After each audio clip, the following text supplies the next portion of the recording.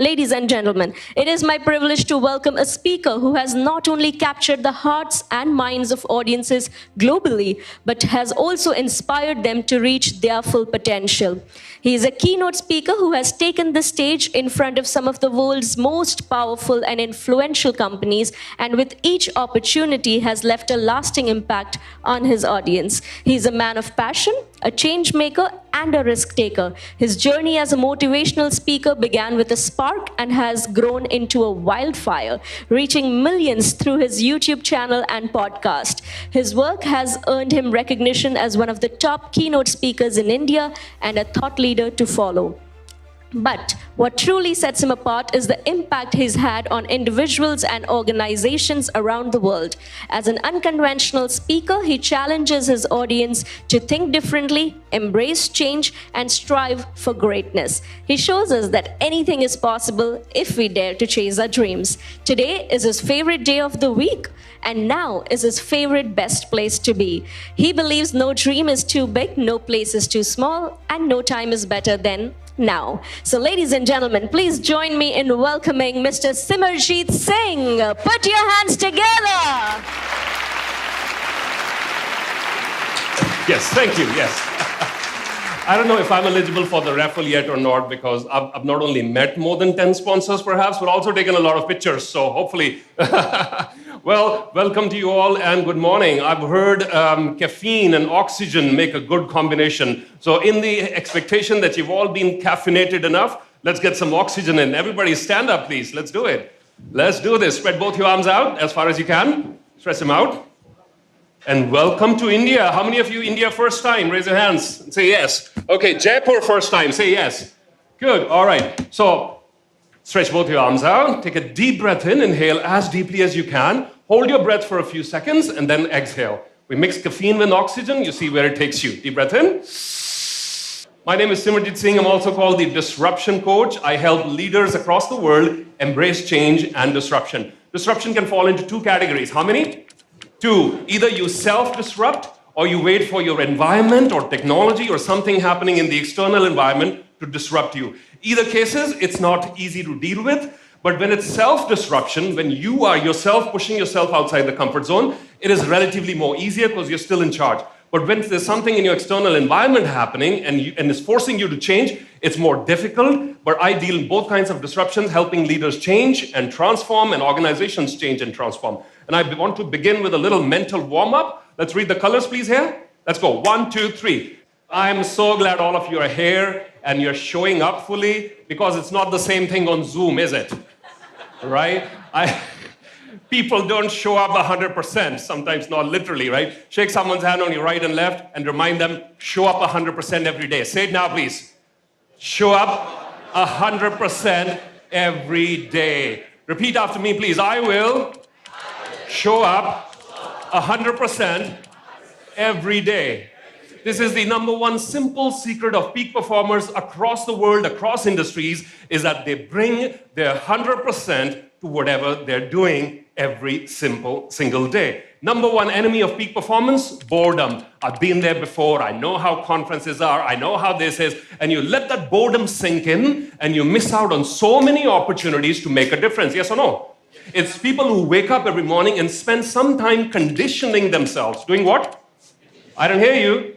Conditioning themselves for a little bit of peak performance. You see, they reach out a little bit more, they connect a little bit more, they say a few more hellos, they smile a little bit more, and they walk away richer. And this is what the top 1% do differently than the rest of us. It's no rocket science. It's as simple as that, right? And I must congratulate the organizing committee. Give them a huge round of applause, please, for putting this together at a very opportune time. I want to speak for a few minutes about what McKinsey's chairman, Bob Sternfeld, called India's century. He said this will not just be India's decade, it is going to be India's century. That's what he said. And there's so much happening in the environment to sort of back up that claim. India surpasses UK to become the world's 5th largest economy. That happened a couple of years ago. That's old news now. We exceeded China in terms of population growth also a year ago, right? And we will continue to maintain that status till the end of the century. That McKinsey report also said India will add by the end of this decade. By when? End of this decade, an additional 100 million into its middle class, with 65% of the population moving into the so-called middle class. They're school kids, my friends. Who? School kids going on trips to Europe for school holidays. And that's how this country is changing. I was 21 when I first sat on a plane. And I talked to my neighbor the other day. I said, where's your kid this summer vacation? Oh, he's gone to Europe on a trip organized by her school. This is a new country we live in. It's changing. Long story short, all I'm trying to say is there's plenty of opportunities here. There's tons of money. But as with any other opportunity, opportunities are usually not given to us. They are taken and availed. Just like this book will be for the first person who'll come and take it.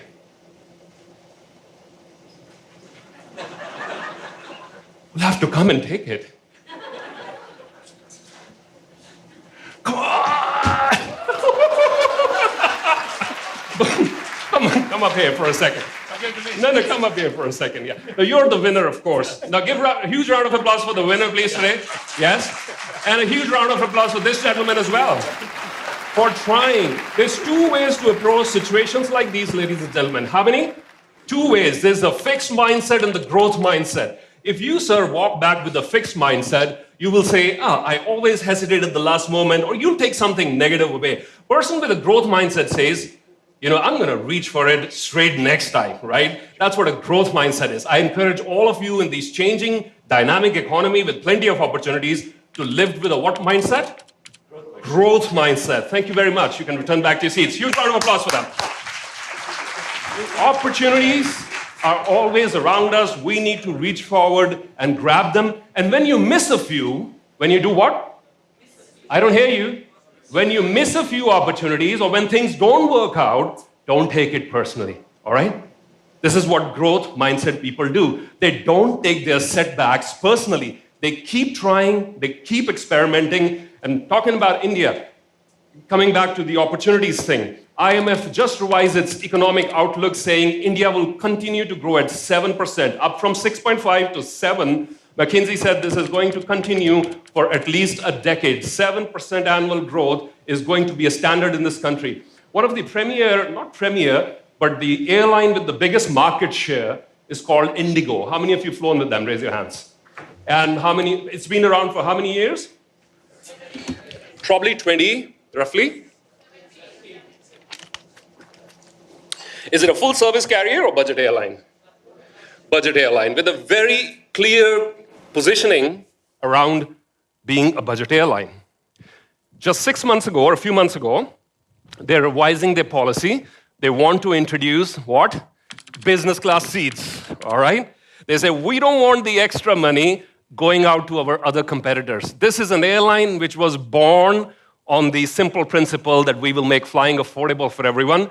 And they're realizing there's a whole lot of cash they're leaving on the table. They don't want to leave it there. They're now introducing business class seats. That's the country we're living in, with where you are. I hope you make a lot of connections. I hope you walk away with a lot of richer business connections. The biggest orders on the books of the world's top aircraft manufacturers come from Indian Airlines, well, namely Air India and Indigo for Airbus, and it's a huge thrust that the government is also putting on the infrastructure. So the next 10 years, 5 years is going to be a space to watch for with loads of opportunities. You must be familiar with, I told you already about McKinsey's prediction about India's century. How many of you from the NCR region, Delhi NCR? Now these luxury apartments, roughly $1 million each, but if you calculate, it's about 900,000 US dollars. But for the sake of ease of discussion, roughly $1 million each luxury apartments get sold out, 900 units, sold out in less than 3 days before launch to the public. It was a pre-launch, and it was wiped out. I mean, they didn't have a single apartment left. That's the scope of the huge demand. I will not even talk about weddings. You all know why. You've heard enough, you've seen enough of those reels, and I will not even go there. But simple statistics, Indians spend twice. How much? Twice on weddings as much as they do on education. Not something I'm particularly proud of, But hey, don't take the stats personally, all right? Sometimes I talk about leadership statistics and, people take it personally. Those companies never invite me back again. I'm like, don't take stats personally. These are just stats. Big fat Indian wedding is second only to food and grocery, ladies and gentlemen. Second only to food and grocery. You must have heard about this company called NVIDIA, yeah? Making big money selling what? GPUs, chips, to be used in what? Artificial intelligence computers. Guess we are also contributing to the sales, but not for AI yet, for video editing. For all the photographs that are clicked at weddings, India is fueling the sales of those chips because more orders are being placed for all the editing that needs to be done for those videos and audios. And that's the country, and that's where it is, and that's where the ambitions are. And I moved back after 12 years abroad in 2007 back to India because I must walk the talk, yes or no? And from Singapore to Sambalpur, based out of a suitcase technically, I've traveled north, south, east, west, and I see huge ambition. I've been part of a lot of transformation projects, especially, that's my forte, helping leaders transform, including public sector organizations who want to reinvent how we sell fuel. So a fuel retailer is not just selling fuel, it is now being perceived as an experience. As a what?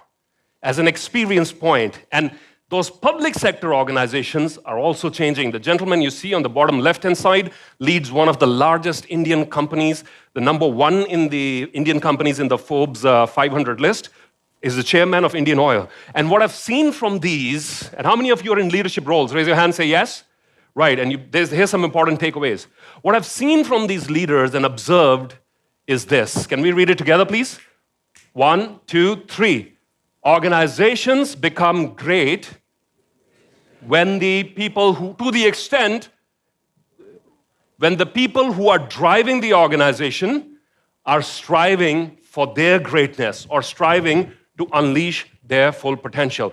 And I've seen it. These transformation projects succeed when the leaders have that what? That spark, that desire, when they're excited about the future. This is once again a deep breath moment. Deep breath in. Say hello, partner. Say hello to the person sitting next to you. Say hello, partner. Hello. Say it to them. Look them in the eye and say to them, be excited about the future. Say it now, please. Be excited about the future. Elon Musk talked about this when he was in the hub of the traditional auto manufacturing in Germany. He said, I'm making electric cars, but I must be what? Excited about the future. And this is one skill that these leaders have at the top, is they are very excited about the future. Because guess what? When leaders are not striving, let's do the simple experiment. Put your right hand up in the air, as high as you can. Is this your best? As high as you can. Come on, we've heard a lot of, okay, good. We see a change happening in the room.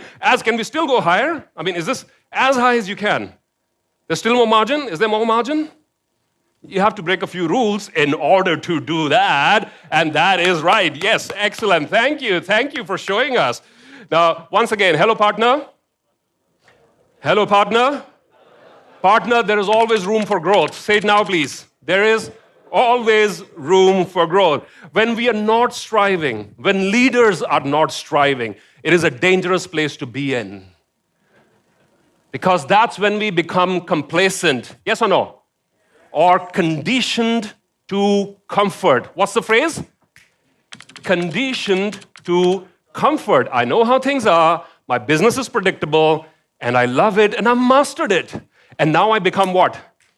I become conditioned to comfort. I want you to experience, not just hear these words, but I want you to experience this, and we have enough time. So why don't you all stand up, please, for a little activity. Don't we love activities in the morning? This is to help you understand the power of conditioning. And then I did what? I disrupted. I changed it. And that's going to happen all the time. You see, this is where we live, the green circle. What's it called? I don't hear you. It's how things are. Predictability, I know my work, I know my business, geopolitics, everything's stable. But this is where all the innovators live. People who want to change things, challenge things. And when they hit on status quo, they create what? They create uncertainty. You with me? They disrupt the patterns. And whenever patterns are disrupted, what happens to us? We feel stress and anxiety. And that is the biggest mistake leaders make during times of change and transformation. When you experience change, if you operate from fear instead of curiosity, do what? If you're operating from fear instead of curiosity, curiosity says, we'll find out, let's see how it goes. Fear says, no, I'm going to resist change. It's a dangerous place to be in because you end up doing this. Read this together, please. We do what? What? We overestimate our challenges and underestimate ourselves. In other words, we panic. Can you relate to that? Right? Right? So once again, hello, partner. Partner, fear is the wrong choice. Say it now, please. Fear is the wrong choice. When you're operating from fear, you are exaggerating what lies ahead and you are underestimating yourself. It's called a PhD in self-sabotage. What's it called? A PhD in self-sabotage. It's like killing your own potential, and that's a very dangerous thing to do. So one of the top traits I've seen in top-performing leaders during times of transformation is they keep their tank full, right? Leaders are dispensers of enthusiasm and positivity. People will turn to you to look for clues of how to react. In botany, there's a term for this. It's called the heliotropic effect. What's it called? Heliotropic effect, which means plants generally move towards what? Sunlight. People generally move towards what? People who exhibit the traits of sunlight, of a sunny disposition, of positivity and optimism. And this is what leaders ought to do in tough times, to have that extra reservoir of energy. Because leaders, how many of you believe you're a leader in this room? Raise your hands. Yes? Leaders are CHROs. What is it? CHROs. Want to take a guess what that is? Chief Human HR. Think. CHRO. Every leader is a CHRO. Chief Hurdle Removal Officer. That's what every leader is. A what? A Chief Hurdle Removal Officer. And guess what? You can only remove hurdles for the people when you have that little bit of extra energy, positivity, enthusiasm, joy inside you. So take out that time, ladies and gentlemen. Self-care is not selfish. In fact, if you are in a leadership position, you ought to devote time to your self-care so that you are in your peak shape because others are looking up to you. And if you're not leading people, it's a very dangerous place to be in. Stop leading the teenager at home, and guess what will happen? They'll follow peer pressure, yes or no? They'll follow Instagram Reels, yes or no? Stop leading your team. I heard this new term in business. It's called leave your business in autopilot, right? There's courses on this now, which is ridiculous. Have you heard, what if your pilot makes an announcement when you sit in the plane? Oh, this is your pilot speaking. We're working from home today. This plane is on autopilot. You wouldn't want to fly that plane. And why would you want to be part of a business which is running on what? Autopilot. Say hello, partner. Lead people, manage inventories. Say it now, please. Lead people, manage inventories. Manage your rooms, manage your revenues, manage your events. But when it comes to people, lead me, please. That's what the human beings in your organizations, and I know AI is making huge strides. 10 years from now, you probably won't have a motivational speaker. You'll have some bot who's mixing up all these things and giving it to you. But at the moment, it's a real human being. Yes, no? And they are the heart of your business, and they need leadership. They need you to step forward and say, to be part of it, not just step forward, stay at the back, stay in the side, but they need somebody who cares. They need somebody who cheers for them. They need somebody who will come and light their spark when their spark goes out. And that's what leadership is, ladies and gentlemen. So manage inventories, lead people, because when you leave that vacuum, and I'll close on this, mindful of the time. Peter F. Drucker, he said this. Excuse me. He said, there's only 3 things. How many? 3 things that happen in the absence of leadership. Any guesses? Very close. There's only 3 things that happen in the absence of leadership. Thank you very much. That's one of them. So here are the 3. Number 1, friction. Number 2, confusion. Number 3, as a result, underperformance. And he said, for everything else, we need leadership. I will close on this very important public experiment that was done somewhere in the US. In an elevator, they put a camera. They put a what? Camera. There's one member of the public, just like yourself or me, who doesn't know there's an experiment going on, okay? There's 15 members of a company who've been paid to stand in the elevator, but in a different way, in an unconventional way. They want to film and capture what is the impact of half these 15 people on that one member of the public. It'll say 1,000 words about leadership, peer pressure, and culture, and why we follow what we see around us. And this is what happens when you don't exercise leadership. You know what happens? Social proof takes over.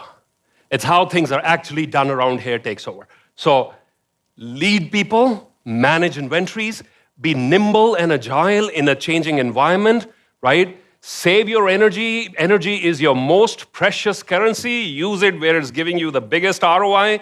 These are some of the simple secrets of peak performers. I know time's up, but I wanted to close on a story. But I know we're already 6 minutes over short time, so yeah, maybe. Are you sure? The audience doesn't seem that interested, so. Are you guys sure? Story? Yes. Say it out loud then. Yes. So I have a little ritual before a story. It's called deep breath in, inhale. It's an ancient Indian story. Once upon a time, in ancient India, there lived a very rich and influential man in the middle of the country. Okay? He had only one beautiful daughter who was about 23, 24. And this is, I'm talking about medieval India, thousands of years ago. As a responsible father, he was looking for the right sort of groom for his daughter. And there used to be a process back then in medieval India, my friends, called the Swayambar, which was more or less a competition where the strongest and the wisest and the wittiest and the most able man would win, and that's how daughters of royalty would get married. So this man made an announcement. He said, the young man who will win the Swayambar, which is a competition, will not only get the hand of my daughter in marriage, but also 50% of all my wealth. How much? 50% on the spot. Good offer, yes or no? How many of you will show up? Yeah? I mean, a lot of them married men also raise their hands like, yes, go outside the comfort zone.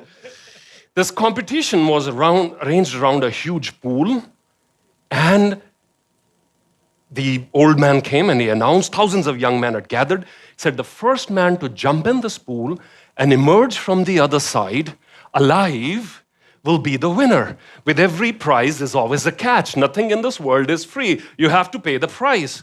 This pool was full of alligators. But as soon as it made this announcement, he heard a loud splash. Somebody had already jumped in, and the whole crowd was motivating him. Let me hear that sound. How do you do that? Woo! And he's like swimming with all his might. And he emerges on the other side, alive and without a scratch. The man's very happy. He runs up to him and says, son-in-law, welcome to the family. He said, uncle, hold it right there. I'm actually a married guy. I came here to see what the fuss was all about. I will speak to you later. But first of all, I have to find the person who pushed me into this swimming pool. This is one of those last hello partner moments. Say hello partner. Keep pushing yourself. You've been a wonderful audience. I wish you a great, great conference ahead. Thank you all very much. Welcome to India. Thank you, thank you. Thank you for your love and honor. And once again, thanks to Q&A.